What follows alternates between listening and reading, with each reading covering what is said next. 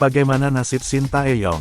Di Timnas Indonesia, PSSI belum melakukan evaluasi terkait dengan hasil Timnas Indonesia.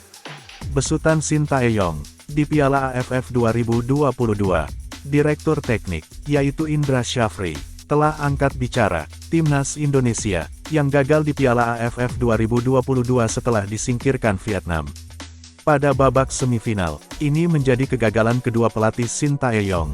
Setelah pada kejuaraan edisi sebelumnya gagal di final, Sintayong sebetulnya memang diwajibkan menjadi guard Piala AFF 2022 saat diangkat sebagai pelatih pada Desember tahun 2019. Sejauh ini hal itu belum bisa diwujudkan di saat kontraknya bakal habis Desember tahun 2023. Masa nasib orang sama saya, nasib orang sama Tuhan dong. Juga jadi begini, kami akan lakukan evaluasi dan cari waktu dengan Coach Sin kapan dia bisa. Kemarin mau bareng dengan rapat Exco, tapi Pak Sekjen menyerahkan ke kami. Departemen Teknik, kata Indra di kantor PSSI. Sintayong, di dalam waktu dekat, ia dibebankan untuk membawa Timnas Indonesia ke perempat final Piala Asia U20. Selanjutnya membawa tim tersebut lolos fase grup Piala Dunia U20. Saya orang teknis, paham betul bagaimana susahnya membangun tim yang bagus. Memang perlu proses, tapi setelah kami diskusi dan evaluasi nanti akan saya laporkan ke Ketua Umum PSSI dan Exco. Keputusan tergantung beliau. Ini kami sedang cari waktu karena Coach Sin juga perlu istirahat.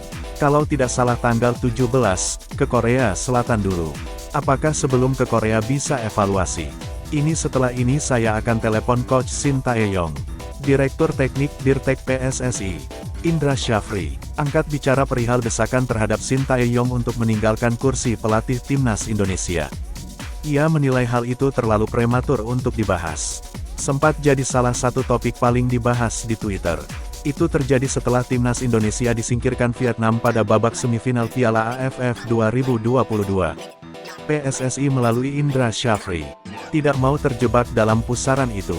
Ia mengatakan, PSSI dan Sintayong akan segera bertemu membahas kegagalan skuad Garuda di Piala AFF 2022. Evaluasi saja belum, kan kami belum ngobrol dengan Sintayong. Apa yang menyebabkan kemarin itu gagal padahal kami dari federasi sudah support dengan baik. Ujar Indra Syafri kepada awak media. GBK Arena, Senayan, Jakarta Pusat, hari Jumat, tanggal 13/1.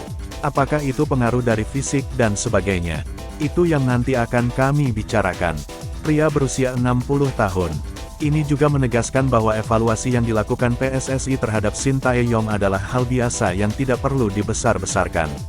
Setiap Timnas Indonesia selesai mengikuti turnamen atau bahkan pemusatan latihan (TC), dievaluasi selalu dilakukan, karena hasil tim nasional itulah yang akan menjadi dasar kami untuk melakukan kegiatan dan program PSSI ke depan. Ucap Indra Syafri. Jadi hasil setiap tim nasional harus evaluasi.